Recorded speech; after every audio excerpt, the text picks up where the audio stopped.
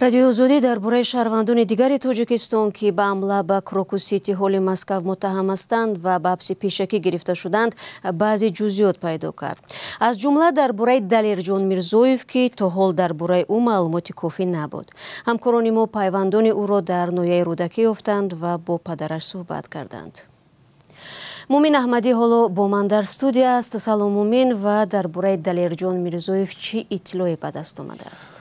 سلام بینندگان عزیز، سلام شهلا. نزدیکان دلیرجان میرزویف گفتند که او روزی 20 مارس، 2 روز پیش از حمله تلفنی گپ زده گفته است که روزی 24 مارس به تاجیکستان برمیگردد چون که کار در روسیه خوب نیست. دلیرجان میرزویف 32 ساله از ناحیه رودکی یکی از 4 گمانبری اصلی در حمله به مجمع کروکوس است. مقامات روسیه گفتند که او را در بریانسک بازداشت کردند. فراتلی میرزویف پدر دلیرجان در صحبت با همکاران ما گفته است که او ماه اکتبر سال گذشته برای کار به روسیه رفته بود و تاکسی میراند. با گفته نزدیکانش مقامات تاجیکستان روزی 23 مارس پدر و مادر، خوشدامن، برادر و همسر دلیرجان میرزویف را برای بازپرسی برده بودند. پدر و همسرش را به سبب بیماری رها کردند ولی دیگران هنوز در بازپرسی قرار دارند. همدیگان او گفتند که دلیرجان تا رفتنش به مسکو چندان مذهبی به نظر نمی رسید. او در خانواده فرزند سیوم بوده است.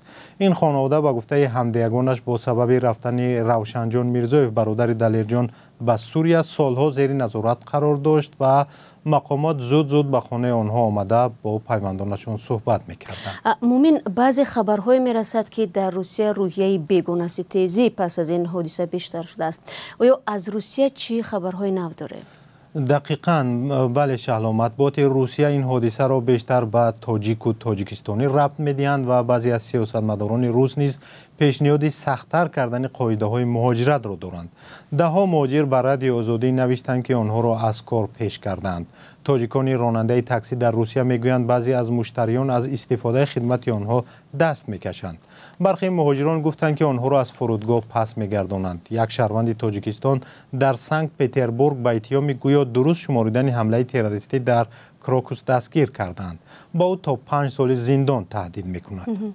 تشکر برای صحبت. مومین احمدی بود که تفصیلات نو را اویدی دلیرجان میرزویف، یکی از گمانبران حمله به کروکوس ارائه و از افزایش بیگانه ستیزی در روسیه صحبت کرد.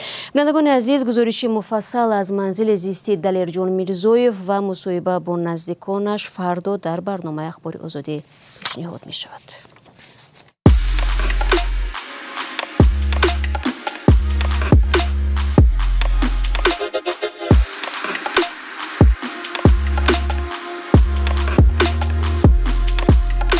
همه چیزی که میخواهند و میخواهید در اینجا هست. تازه ترین اخبار، گزارش های ویدیویی، شرح حادثه و تحقیقات ژورنالیستی.